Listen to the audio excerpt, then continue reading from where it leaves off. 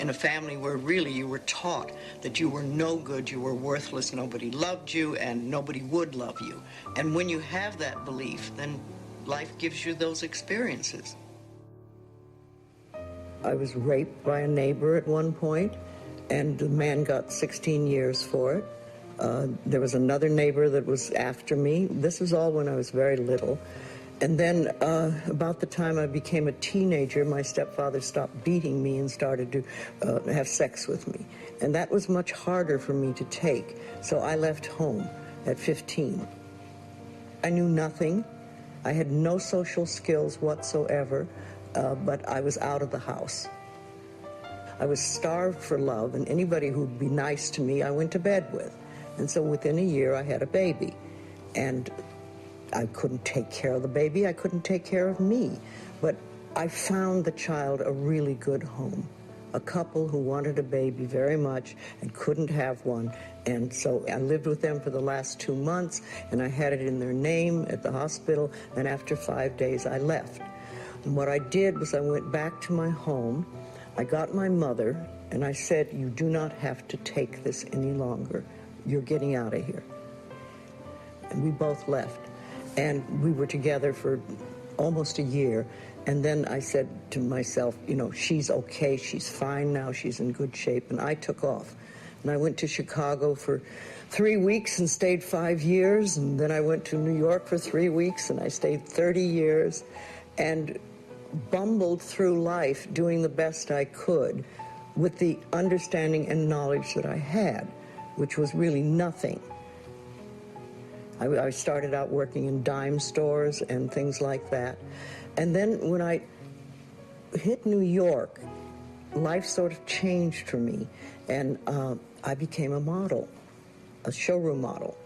And I'd had no education, so it was a very good job for me because I couldn't be a secretary or anything like that. And I did that for many years. I married an upper-class Englishman, which was a very nice experience. And I stopped modeling at that time. And we had 18 rather wonderful years together. And I learned a lot about life. And it was like my social training, because I had no social skills at all. And by the time we were partying, I had learned a lot. But when the divorce came, it made me feel very much like so many women feel, that I was a total failure and I couldn't do it right and everything was wrong again. And it was about 5 years later that I discovered this group called the Church of Religious Science, which was where I heard, if you change your thinking, you can change your life. And that is where my life really began to change. You will have all these speakers. We're all going to say the same thing, really, but we're going to do it in slightly different ways. And we want to, everybody wants to hear things differently. Just because I say something, some of you will get it, some of you will say, what is that woman talking about? But another teacher, or 3 or 6 or 12, can say the same thing that I'm saying in different words. And you go, oh, that's brilliant. Never heard that before.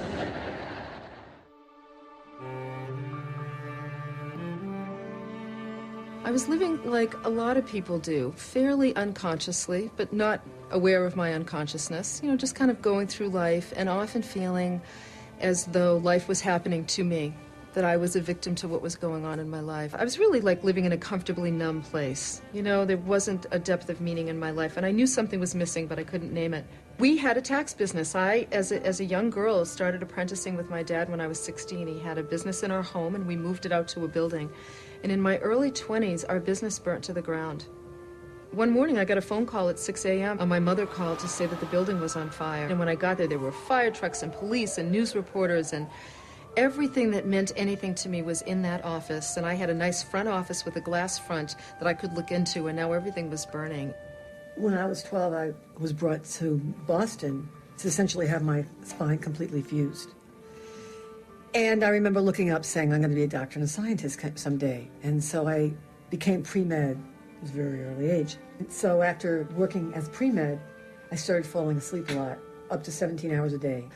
They gave me a medicine, and the medicine started knocking out my bone marrow, and there wasn't another medicine that would help. And so I was forced to look for other things. I went to a bookstore in Boston, and I look up at the shelf, and there's this book called You Can Heal Your Life by Louise Hay. And, there were these things called affirmations that if you did, and you're supposed to get, you can heal your life, was the whole point. I did reps, just like you do in a gym. Instead of lifting barbells or whatever I love myself just the way I am, 10 times. And after 3 months, I stopped falling asleep, and I was able to go to medical school, which was absolutely lovely. I myself had terrible migraine headaches. Once a month, twice a month, whatever. I'd been worked up in a Boston hospital, a week there with all kinds of testing. They never knew what it was.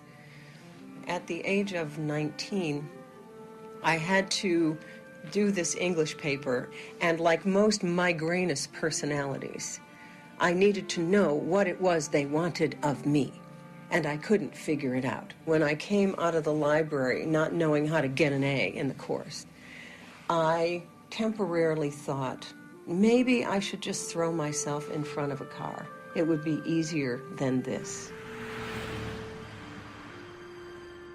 I lived in an orphanage until I was 10, in a series of foster homes. The circumstances at that time were such that my father had walked out on his family, and I was born in a depression. My mother was working as a candy girl in Detroit, on the east side of Detroit, earning $17 a week.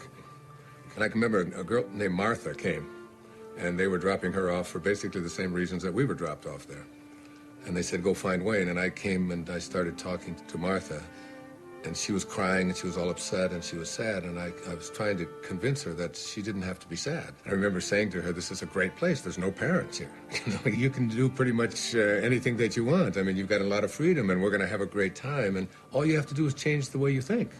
And it goes from being a miserable experience or a tough experience or a hard experience to one that you can do anything that you want with. In that moment when I watched the building burn, I wasn't thinking about, all of the work that was piled up on my desk. I was thinking about my father standing next to me. I was thinking, thank you, God, that there was no one in the building.